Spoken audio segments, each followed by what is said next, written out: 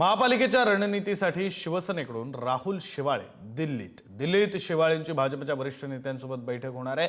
महापौर पदासह महत्त्वाच्या समित्यांवर वाटाघाटी होण्याची शक्यता आहे। मागील 3 दिवसांपासून सर्व नगरसेवक फुटीच्या भीतीत हॉटेलमध्ये मुक्कामी असताना दुसरीकडे उद्भवलेल्या राजकीय परिस्थितीचा फायदा शिवसेना उचलत असल्याचं राजकीय वर्तुळात चर्चा आहे।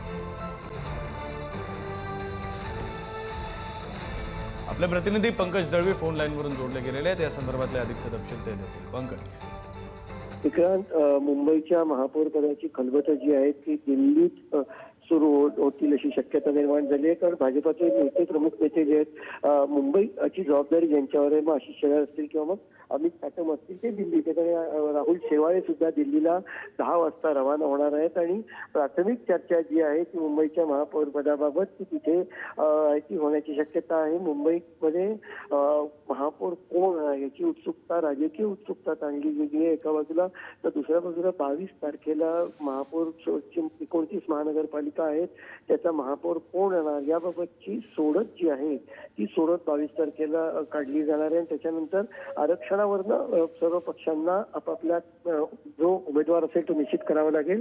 मात्र ही खलबत जी आहे ती दिल्लीमध्ये आता सुरुवात झाली। बरं, धन्यवाद पंकज दिलेल्या आहे सगळ्या सविस्तर माहितीसाठी।